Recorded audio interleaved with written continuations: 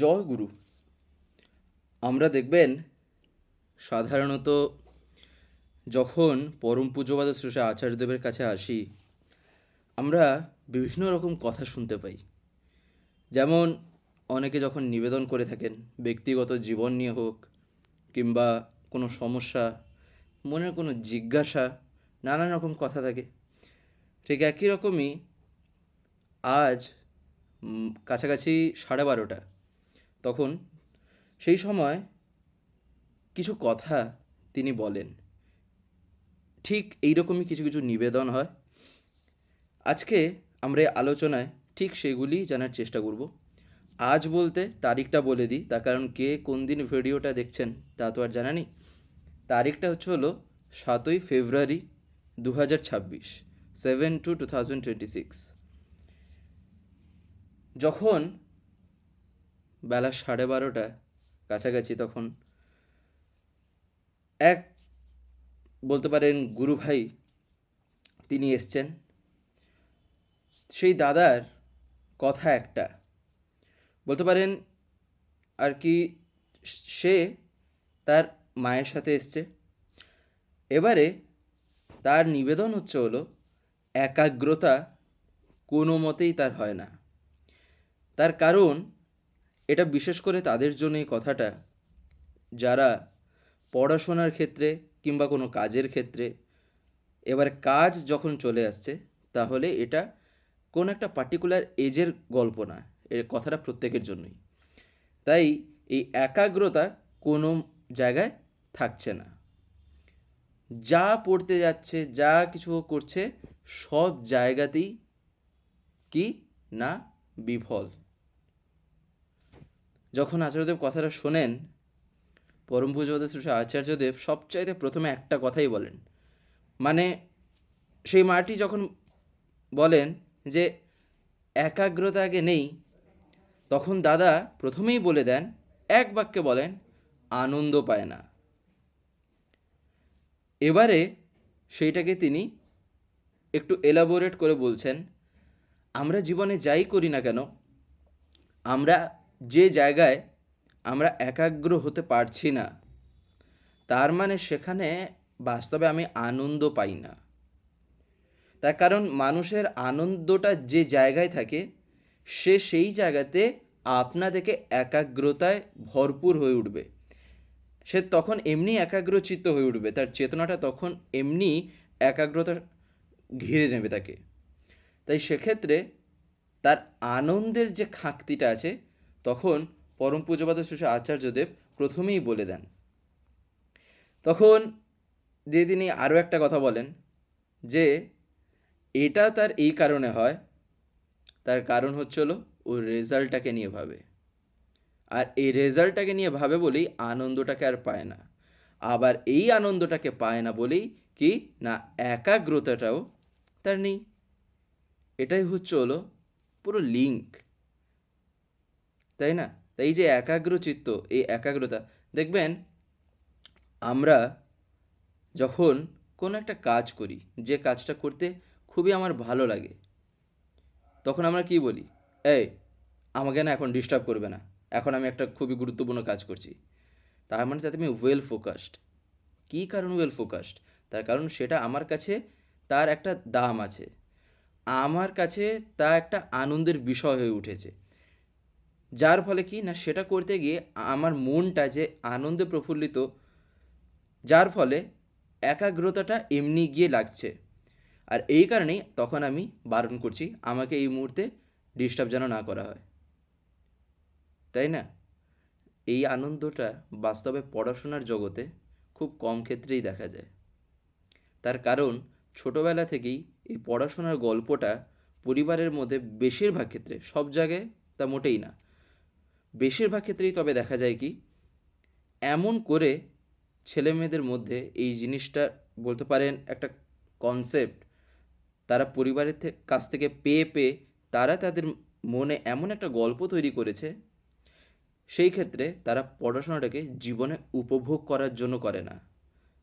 জীবনে পড়াশোনাটাকে তারা আনন্দ করে গ্রহণ করবে, আনন্দ পাবে সেটাকে দেখে, সেটাকে শিখে, সেটার জন্য না। তাদের মাইন্ডসেট একটা আমি যদি দেখবেন এইরকমই বেশিরভাগই হয়, বেশিরভাগ এইসবই কেস। তা কি, যদি না করি তাহলে রেজাল্টটা খারাপ হবে, রেজাল্ট খারাপ হলে বাড়িতে ধোলাই দেবে, মনে মনে ভাববে, বাবা মাকে এসে পর্যন্ত বলবে না। কেউ বলে এরকম নাকি? ভয়, তাই না? তার মানে সে সেই জায়গাটায় নিজেকে ফ্রি করতে পারছে না। আর যে জায়গায় ছেলে বা মেয়ে নিজেকে ফ্রি করতে পারছে না, তার মানে সেই ক্ষেত্রে এমন একটা কিছু অপর দিক থেকে ঘটেছে বলেই সে এখন নিজেকে উন্মুক্ত করতে পারছে না। একদম বলতে পারেন খোলা আকাশে সে পাখি যেমন ওড়ে, সে সেই রকম হতে পারছে না। খুবই ভেবে চিন্তে তাকে বাড়ির লোকের সাথে কথা বলতে হচ্ছে, বাবা মার সাথে কথা বলতে হচ্ছে, পড়াশোনা নিয়ে কথা সেই রকম সে বলতেও পারছে না। তার কারণ সেই জিনিস, তাই না? কিংবা হয়তো বলা হয়ে থাকবে, হয়তো বাবার ইচ্ছা তোমাকে একজন ভালো ডাক্তার হতে হবে, কিংবা তোমাকে একজন ভালো এই অফিসার হতে হবে। এইটা নিয়ে গতকাল রাত্রেবেলা আচার্যদেব ঠিক এই জিনিসটা নিয়ে বলছিলেন, এই ডাক্তার হওয়া না হওয়া নিয়ে। তখন আচার্যদেব বলেন যে ছোটোবেলা থেকে বাবা মায়েদের প্রেশারে বাচ্চারা এমন হয়ে যায়, আমি তো সেই বাচ্চাদের চিন্তাতেই আমি শুধু ভাবি যে ওদের কি হবে। গতকাল রাত্রে তিনি কথাটা বলছেন, আমি শুধু ভাবি ওদের কি হবে জীবনটা। তার কারণ এক, বাবা মার প্রেশারে যে পড়াশোনা করছে সেখানে আনন্দটা পাচ্ছে না। দুই কি, হয়তো জীবনে সে চায় আলাদা কিছু, বাবা মা চায় আলাদা কিছু, সেই জায়গায় একটা কনফ্লিক্ট তৈরি হলো। সেই কনফ্লিক্টটা কি করলো না, সেখানে তাকে সেই উন্মুক্ত মন হতে দিল না, মনটাকে সে কী করলো, জবরদস্তি করছে। কিন্তু সেই জিনিসটাই, এই জিনিসটা ঘটবে কখন ঘটে, এই জিনিসটা ঘটবে তখন যদি বাচ্চার মোটিভ থাকে কি না, ছোটোবেলা থেকে তার মোটিভটা হচ্ছে হলো আমি আমার বাবা মাকে খুশি করার জন্য কিছু একটা করি, আমায় করতে হবে, এটা করবো আমি তাকে খুশি করার জন্য। তখন ওই দ্বিচারিতাটা আর আসে না, তখন ওই জিনিসটা আর থাকবেই না। কেন? তাকে খুশি করার জন্য তিনি চেয়েছেন, তাকে আনন্দ করার জন্য, তার মনে আরও বলতে পারেন যাতে আমার প্রতি আরও হয়, যাতে তিনি আরও গর্বিত হন, তখন সে হয়তো তার খুশিটাকে ফুলফিল করবে। নাহলে কি, নাহলে আজকাল যা বেশিরভাগ ঘটছে তাই ঘটবে। এটাই হয় বাস্তবে একাগ্রতার গল্পে। তাই একাগ্রতাটা কি করে আসে সেটাই আচার্যদেব তখন বলছেন।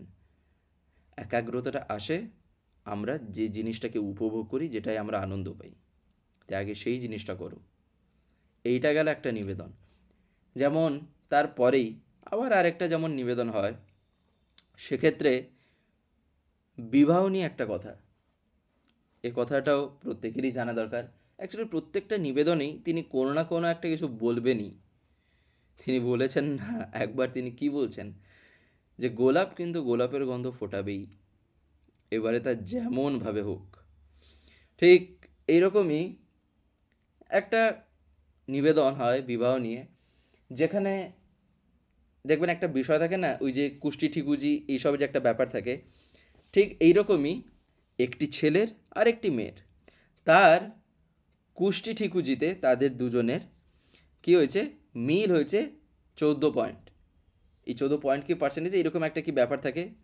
আমার সেই সব বিষয় তো আমার মানে একদম কোনো কিছুই জানা নেই, তবে পয়েন্ট কি পার্সেন্টেজ এরকম একটা কিছু থাকে সেখানে একটা ব্যাপার।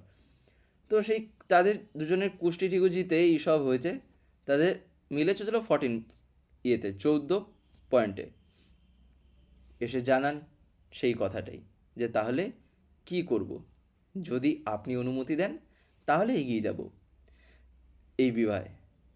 তখন পরম পূজ্যপাত শ্রী আচার্যদেব তখন বলছেন, এরা আজকেই এই দুপুরবেলারই, তখন আচার্যদেব বলছেন যে আচ্ছা, এখানে আমি অনুমতি দেব কি না দেব, তার চাইতে যেটা আরও যে কথাটা আগে মাথায় রাখতে হবে সেটা ছিল, তুমি এতে, তোমার সম্মতি এতে আছে কি না।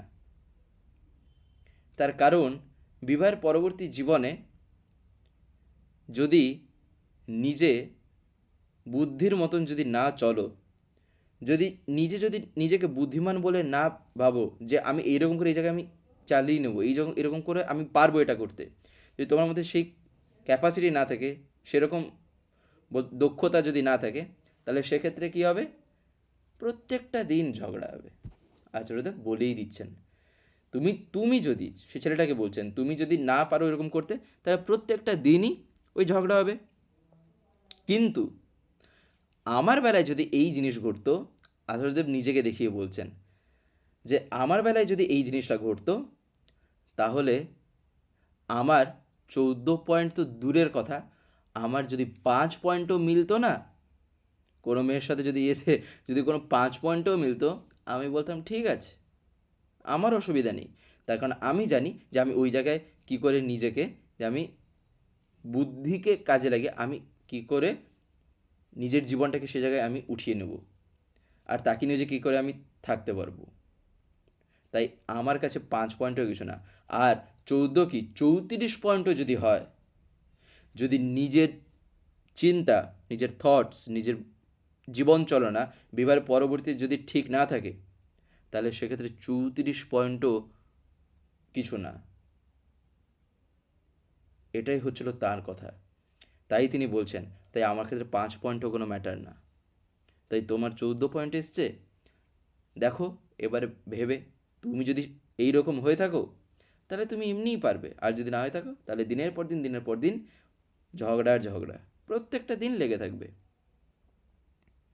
এটা তিনি কেন বললেন? বাস্তবে বিবাহিত জীবনে দেখবেন এগুলো আলাদা করে বিশেষ কিছু বলারই নেই। এগুলো ঘরে ঘরে আজকাল, ঘরে ঘরে কি পেপারে দেখা যাচ্ছে, তাই না? পেপারেই দেখা যাচ্ছে এমন এক একটা ঘটনা, যেখানে মানুষ, বিশেষ করে বর্তমান সময়, বিবাহটা এমন একটা জিনিস হয়ে গেছে যেন এইটা একটা অনুষ্ঠান। বাস্তবে বিবাহটা কিন্তু অনুষ্ঠানই না, একদম না। তার কারণ আমরা অনুষ্ঠান বলতে কি বুঝি? আমরা অনুষ্ঠান বলতে বুঝি হচ্ছিল ওই মাইক টাইক বাজবে, স্পিকার বাজবে, ডিজে আসবে, একটু সবাই নাচবে, ভালো মন্দ খাবে, হয়ে গেল বিবাহ। মোটেই সেটা কিন্তু বিবাহ না।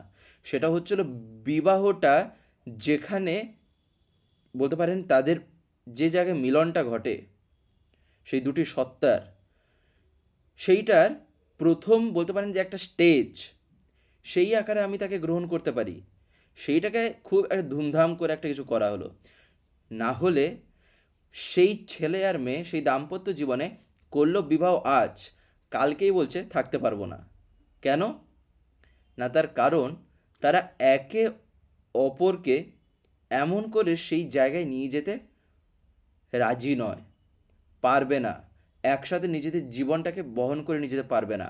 আর বিবাহ শব্দটার মধ্যে আছে বিশেষ করে যা বহন করে নিয়ে যায় এই জীবনটাকে, তাই হচ্ছিল বিবাহ। তাহলে বুঝি এই বিশেষ করে বহন করা মানে হচ্ছিল আজকে বিয়ে করে কালকে ফেলে দেওয়া, কালকে ছেড়ে দেওয়া, আর তাকে আমি সইতে বইতে পারবো না, টানতে পারবো না, রাখতে পারবো না। এটা তো তাহলে বিবাহের গল্প তো না।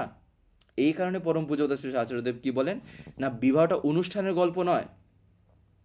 বিবাহটা হচ্ছিল দুটো জীবন কি করে তারা একে অপরের সাথে থেকে কি করে তারা এগিয়ে নিয়ে যাবে। যখন এই যেমন বাস্তবে তিনি যা বলছেন, তিনি নিজেও যে কেমন করে কি করেন না করেন, ঠিক আজকে দুপুরবেলায় যখন তিনি উঠছেন, ওঠার পরে যখন যে জায়গাটা দিয়ে তিনি প্রায়শই গিয়ে থাকেন, তার ওই যে কাঠের যে ঘরটা আছে, সেখান দিয়ে যখন তিনি উঠছেন, ওঠার সময় তিনি দেখেন পূজনীয় বড় বউরানীমা তখন আসছেন, অর্থাৎ বড় বউরানী তখন ঘরে ছিলেন না। এবারে পরম পূজনীয় বড় বউরানীমা যখন ওদিক দিয়ে হেঁটে হেঁটে আসছেন, আসলে ওই যে জায়গাটায় দাঁড়িয়ে আছেন ওই বারান্দার মতন স্পেসটায়, সেখানে দাঁড়িয়ে তখন সবাইকে তখন বলছেন যে একটু রাস্তা দেখি, এই একটু রাস্তা দেখি। অর্থাৎ এই যে বলতে পারেন এক প্রকারের বহিঃপ্রকাশ, সে যে ভালোবাসার, সেখান থেকে মা যে আসছিলেন পূজনীয় বড় বুড়ানিমা, সঙ্গে সঙ্গে একটা পুরো রাস্তা করে দেওয়া হয়। তখন তিনি আসেন, অর্থাৎ লোকেরা যে দাঁড়িয়ে ছিল সবাই যে যার মতো একটা সাইডে, যে মাঝখান থেকে একটা রাস্তা চলে আসে, তখন উঠে আসছেন তিনি। সেই সময় আচার্যদেব বলছেন, তুমি ওখানে নেই, তাহলে আমি ওখানে কি করবোটা কি? অর্থাৎ ঘরে। তুমি ওখানে এখন নেই, তাহলে আমি ঘরে গিয়ে করবোটা কি? তুমি ওখানে ছিলে। এই হচ্ছিল ভালোবাসা। এইটা হচ্ছিল সেই প্রকাশ, যে বাস্তবে তারা কেমন করে তাদের জীবনটাকে যে গড়ে তুলেছেন। আর এইটা দেখেই আমাদের শিক্ষণীয় কি, না যেহেতু আমি জীবনে পরমপিতাকে পেয়েছি, আর এমনি এমনি আচার্য পরম্পরাও না, তার কোথাও না কোথাও একটা গুরুত্ব আছেই। সেটা কি না, এইখানেই তিনি দেখিয়ে দিচ্ছেন যে জীবনের প্রত্যেকটা ধাপই কেমন করে কাটাতে হয়, কেমন করে প্রত্যেকটা ধাপ, তা বিবাহের পরবর্তীতে হোক কি বিবাহের আগে হোক। বিবাহের আগে কেমন করে থাকতে হয় না থাকতে হয়, তখন নিজের জীবনে কেমন কী করতে হয় না করতে হয়, তাও আমরা যারা যারা বর্তমান সময়ে পরম পূজনীয় শ্রী অবিন্দার ক্ষেত্রে সে বিভিন্ন ঘটনা যে শুনছি, বিভিন্ন জিনিস দর্শন করছি, পরম পূজনীয় শ্রী আচার্য দেবী তার বিবাহের পূর্ববর্তী জীবনে, অর্থাৎ আগে ফেজ, যেটা পূর্ববর্তী জীবন বলতে বিবাহের আগে, তখন তিনি যেভাবে কাটিয়েছেন, তখন সেই জিনিসটা অনুসরণীয়। সেটাই হচ্ছিল বাস্তবে শেখার, তাই না? বিবাহের পরবর্তীতে কেমন, তখন দাম্পত্য জীবনটা শেখার। এটাই হলো তাকে ধরে আমার কর্তব্য। আর এতেই তিনি কিন্তু খুশি হন।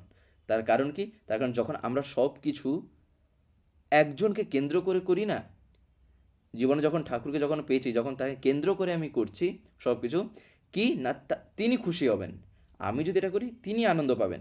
এই ধান্দাটা, এই মোটিভটা যখন থাকছে, তখন দেখবেন বাস্তবে সব কিছুতেই তখন এমনই একটা উল্লাস, এমনই একটা ভরপুর আনন্দ আসবে, এমনই একটা বলতে পারেন প্রত্যেকটা মুহূর্তে সব জায়গায় নিজেকে কী করে এগিয়ে নেওয়া যেতে পারে, এমনই তখন প্রত্যেকটা রাস্তা খুলবে, তা কল্পনাতীত।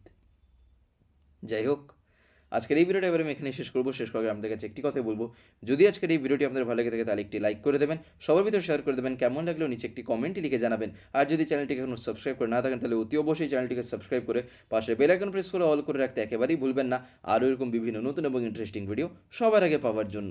জয় গুরু, বন্দে পুরুষোত্তমম।